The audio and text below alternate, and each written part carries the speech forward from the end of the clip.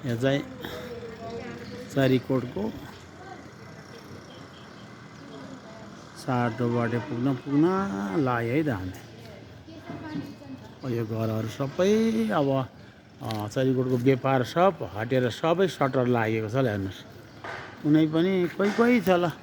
आज फेरि बुधबार हो, शनिबार भएर चाहिँ सटर लाग्यो हो भने पनि त्यस्तो चाहिँ होइन।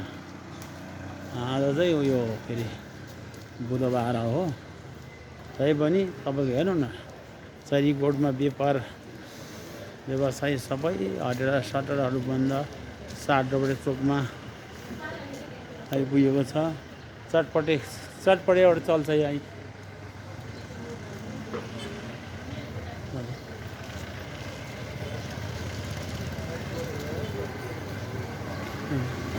मेडिकल चाहिँ छ है, दबाई चाहिँ चल्छ, दबाई चाहिँ जति चल्छ। हजुर बस हजुर के बस पुग्यो बस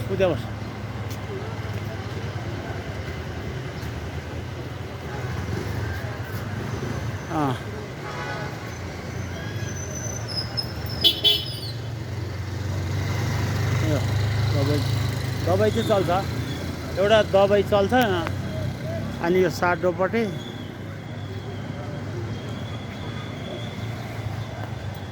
यो अहिले घर त ठुल्ठुलो बनाएको छ।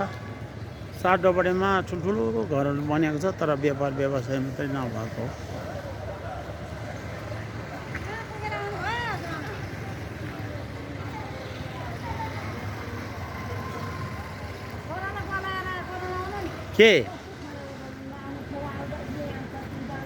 के गर्नुपर्ने, के गर्नुपर्ने?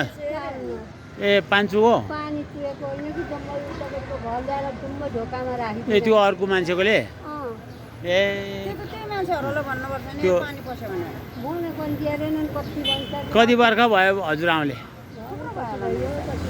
कति भयो? कति सालको?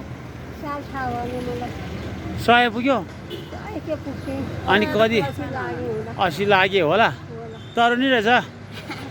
अब मान्छे उता त 90-95 कस्तो तरुनी छ।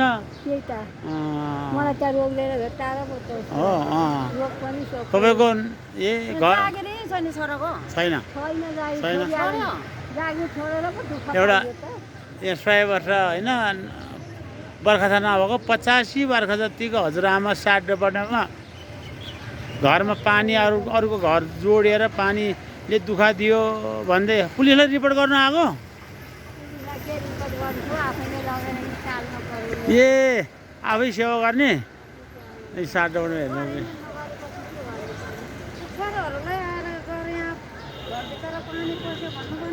साटोपट्टि चोकमा पहिला मैले यही ठाउँबाट हेर्दाखेरि त्यहाँ मान्छे जुधेर चाहिँ मर्लै जस्तो हुन्थ्यो। अहिले हेर कति खाली छ हेर्नु है, गाडी पनि खाली छ, मान्छे पनि खाली छ। हेर्नु एउटा दुइटा छ।